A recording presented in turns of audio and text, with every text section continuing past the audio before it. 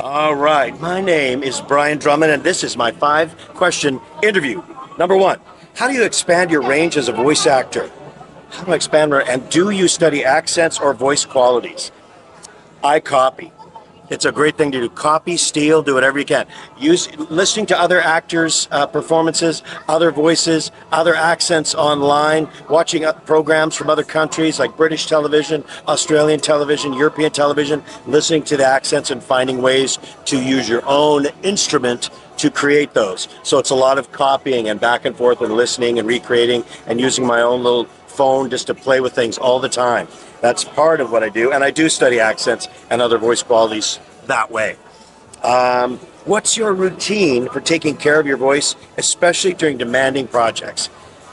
It is tough, especially Dragon Ball Z, that type of screaming and fighting, Warhammer, playing orcs, all those type of things I've done before.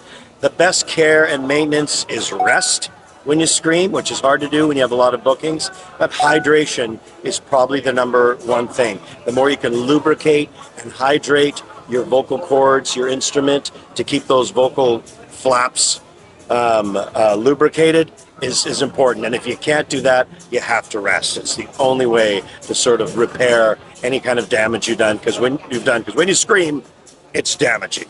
Lubricating and rest, those are the two things. When signing autographs, what quotes are you asked for the most? I'm wearing one on my hat right now. Ochi Vegeta from Dragon Ball Z. It's over 9,000! That one I get asked for a lot. And Ryuk, this character from Death Note, Humans Are So Interesting, is a very popular one as well. But every fan has some unique ones as well. What's the most surprising direction a director has ever given you during a recording session?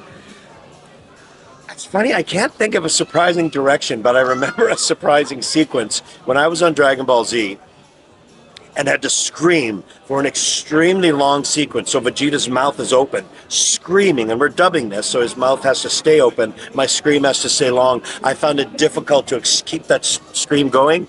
Barry Watson, who was the producer on the show at that time, said, Brian, I've got this box of donuts in here, and I know it's getting close to lunch. I'm going to offer up some of those donuts to you if you can just try 1 or 2 more times to get that scream to extend as long as you could. I didn't really want the donuts, but I really wanted to finish screaming, and somehow that direction managed to help me get through the long scream without them having to loop it and to make it work. I don't just work for donuts, but as a Canadian, a Timbit or 2 will help me get through. Do you use hook lines to get into character at the start of your sessions, or other methods to make sure you maintain consistency? Yeah, we do. Usually, almost every show, pre-lay or dubbing, the engineers and the directors will have a voice ref for our characters, so that means a voice reference. They keep a little clip of a certain line or two where they think your voice is sitting right in the pocket. And if they feel you're drifting, or they want to hear it right before you start the session, or I want to hear it, they want to hear it, they say, can you play my ref? I feel like I'm drifting, or can you play my ref before we start?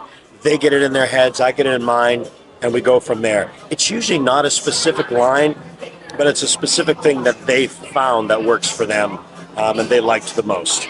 Lastly, you can find me on Instagram, Brian Drummond VO, as in voiceover, and I'm also on Twitter, X, Brian Drummond VO as well.